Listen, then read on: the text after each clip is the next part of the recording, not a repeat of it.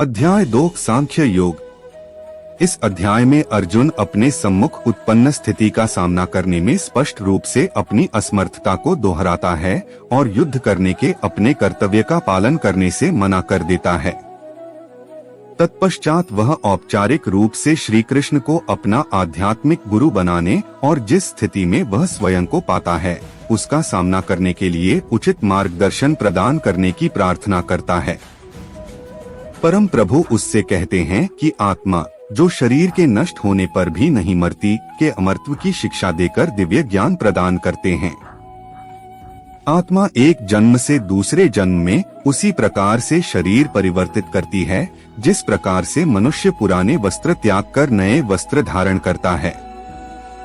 इसके पश्चात श्री कृष्ण सामाजिक दायित्वों के विषय की ओर आगे बढ़ते हैं। वे अर्जुन को स्मरण कराते हैं कि धर्म की मर्यादा हेतु योद्धा के रूप में युद्ध लड़ना उसका कर्तव्य है।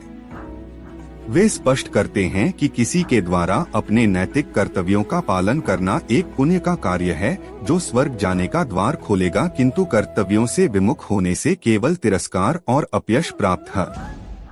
लौकिक स्तर पर अर्जुन को प्रेरित करने के पश्चात श्री कृष्ण गहनता के साथ कर्मयोग के ज्ञान पर प्रकाश डालते हैं। वे अर्जुन को फल की आसक्ति के बिना निष्काम कर्म करने की प्रेरणा देते हैं। फल की कामना से रहित कर्म करने के विज्ञान को वे बुद्धि योग या बुद्धि का योग नाम देते हैं।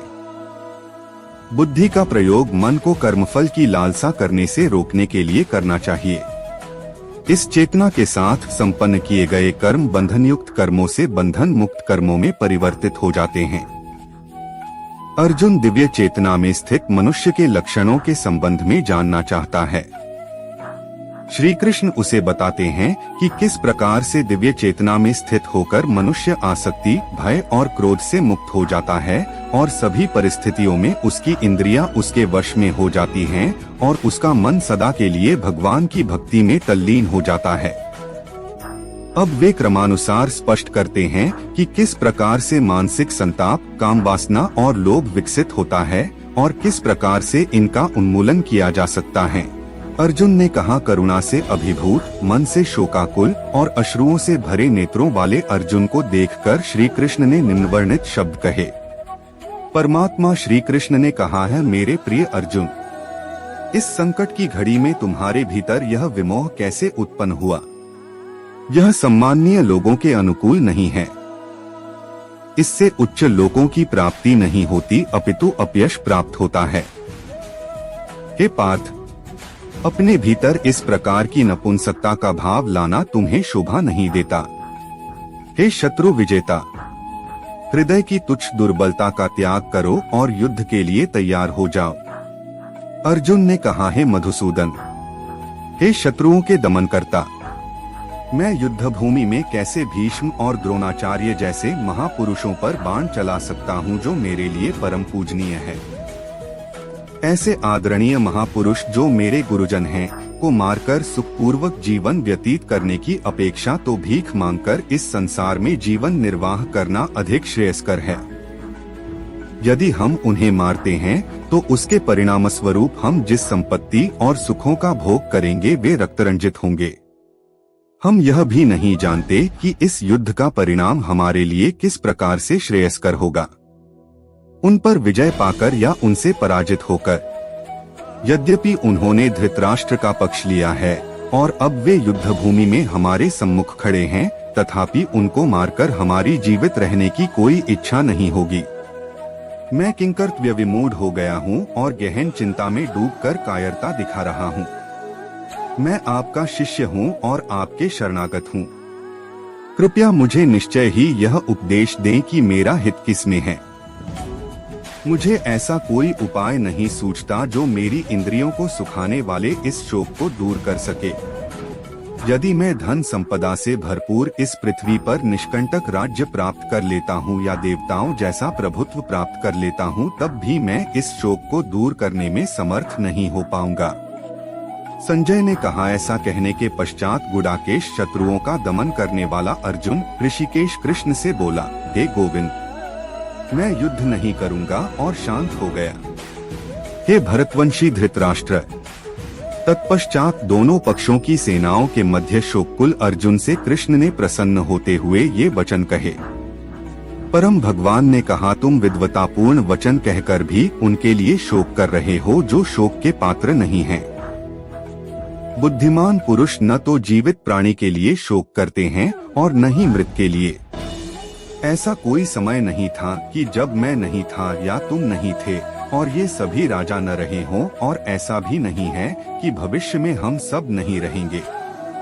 जैसे देहधारी आत्मा इस शरीर में बाल्यावस्था से तरुणावस्था और वृद्धावस्था की ओर निरंतर अग्रसर होती है, वैसे ही मृत्यु के समय आत्मा दूसरे शरीर में चली जाती है। बुद्धिमान मनुष्य ऐसे परिवर्तन से मोहित नहीं होते। हे कुंती पुत्र, इंद्रिय और उसके विषयों के संपर्क से उत्पन्न सुख तथा दुख का अनुभव क्षण भंगुर है। ये स्थायी न होकर सर्दी तथा गर्मी की ऋतुओं के आने जाने के समान है। हे भरतवंशी, मनुष्य को चाहिए कि वह विचलित हुए बिना उनको सहन करना सीखे। हे पुरुषों में श्रेष्ठ अर्जुन, जो मनुष्य सुख तथा दुख में विचलित नहीं होता और इन दोनों परिस्थितियों में स्थिर रहता है, वह वास्तव में मुक्ति का पात्र है। अनित्य शरीर का चिरस्थायित्व नहीं है और शाश्वत आत्मा का कभी अंत नहीं होता है। तत्वदर्शियों द्वारा भी इन दोनों की प्रकृति के अध्ययन करने के पश्चात निकाले गए निष्कर्ष के आधार पर इस यथार्थ की पुष्टि की गई है। जो पूरे शरीर में व्याप्त है उसे ही तुम अविनाशी समझो। उस अनश्वर आत्मा को नष्ट करने में कोई भी समर्थ नहीं है। केवल भौतिक शरीर ही नश्वर है और शरीर में व्याप्त आत्मा अविनाशी, अप्रिमेय तथा शाश्वत है। आथ हे भरतवंशी, युद्ध करो। वह जो यह सोचता है कि आत्मा को मारा जा सकता है या आत्मा मर सकती है, वे दोनों ही अज्ञानी हैं। वास्तव में आत्मा न तो मरती है और न ही उसे मारा जा सकता है। आत्मा का न तो कभी जन्म होता है, न ही मृत्यु होती है, और न ही आत्मा किसी काल में जन्म लेती है और न ही कभी मृत्यु को प्राप्त होती है। आत्मा अजन्मा, शाश्वत, अविनाशी और चिरनूतन है। शरीर का विनाश होने पर भी इसका विनाश नहीं होता। हे पार्थ, वह जो यह जानता है कि आत्मा अविनाशी, शाश्वत, अजन्मा और अपरिवर्तनीय है, वह किसी को कैसे मार सकता है या किसी की मृत्यु का कारण हो सकता है।